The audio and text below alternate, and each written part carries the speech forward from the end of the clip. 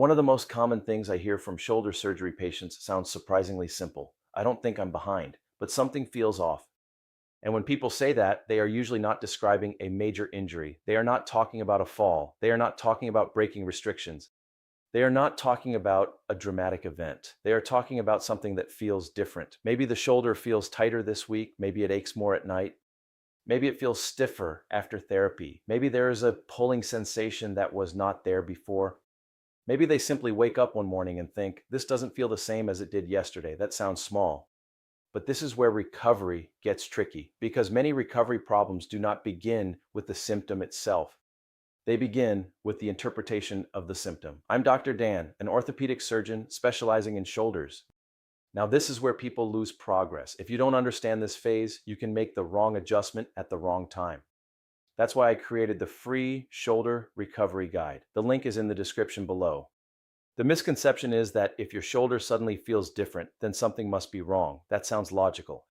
After all, when something changes, most people naturally assume the change means something important. But shoulder recovery is rarely that simple. The challenge is not that symptoms happen. The challenge is that symptoms require interpretation.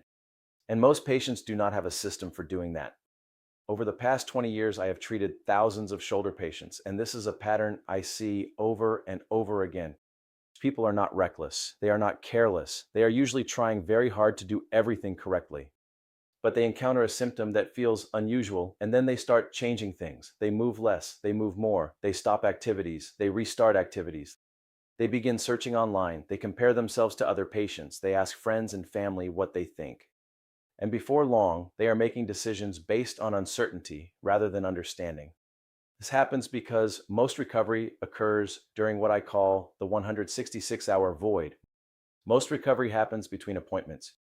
You may spend a short amount of time with your surgeon, you may spend time with your physical therapist, but the overwhelming majority of your week happens at home. That is where recovery decisions are actually made. It happens when you are getting dressed. It happens when you are trying to sleep. It happens when you reach for a plate. It happens when your shoulder feels different and nobody is standing next to you explaining what that difference means. This happens between appointments when no one is watching recovery moment by moment. Imagine this, you have been feeling reasonably good for several days. Then one morning your shoulder feels noticeably tighter. Nothing dramatic happened, no injury, no major event, just more tightness. So the real question becomes, do you immediately change what you are doing, ignore it completely, or watch the pattern before making an adjustment? Most people think that question is easy. It is not. If you immediately change everything, you may be reacting to a temporary fluctuation. If you ignore everything, you may miss useful information. If you watch the pattern, you need a way to evaluate what you are seeing, and that is where many patients struggle. The symptom is not always the problem. The interpretation is often the problem. So what should you do when your shoulder suddenly feels different? Before you change your recovery plan, ask yourself 3 questions. First, what actually changed? Did therapy change? Did your activity level change? Did your sleep change? Did anything happen that might reasonably explain the symptom? Second, is this a moment or a pattern?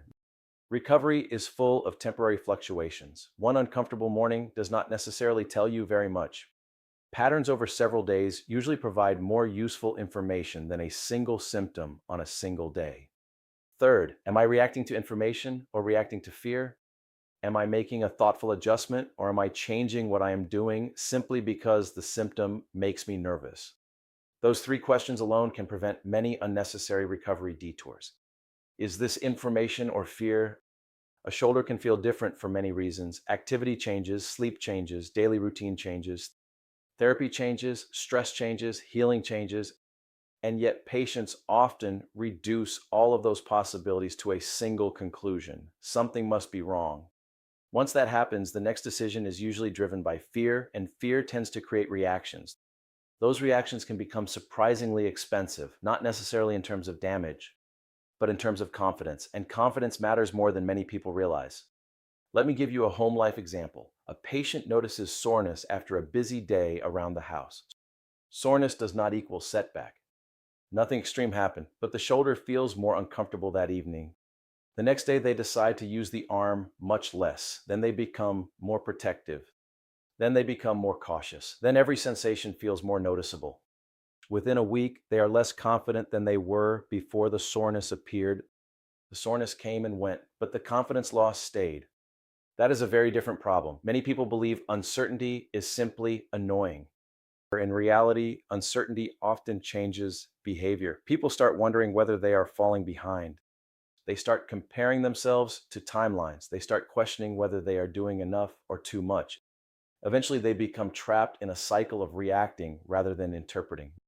Recovery does not fall apart all at once. It drifts. That drift often begins with a misunderstood signal. No one is really guiding you through this part. Your surgeon and physical therapist may be helping, but they are not with you for daily decisions. That is not a criticism. It is simply reality. Standard care is not designed to explain every sensation that appears between appointments, and that creates a guidance gap. Most patients leave appointments with instructions. What they often do not leave with is a framework for interpreting daily changes. That distinction matters. Instructions might tell you what activities to avoid. But what happens when the shoulder suddenly feels different? What happens when soreness shows up unexpectedly? What happens when stiffness appears after a good week? What happens when progress feels uneven? Most people do not have a consistent way to judge what those changes mean. That is the system gap. Patients often assume they need more effort, more discipline, more patience. More effort isn't always the answer. Sometimes what they actually need is a better interpretation process. The problem is not that you are careless. The problem is that you are guessing without a framework. Now let's talk about another pattern that creates trouble, the compensatory cascade. This happens when one misunderstood signal leads to a chain reaction of adjustments. A patient feels discomfort, they become protective. Because they become protective, they move differently. Because they move differently, the neck tightens. One signal leads to many problems. The upper back becomes sore, the shoulder becomes stiffer. Daily activities feel more awkward, confidence drops, anxiety rises.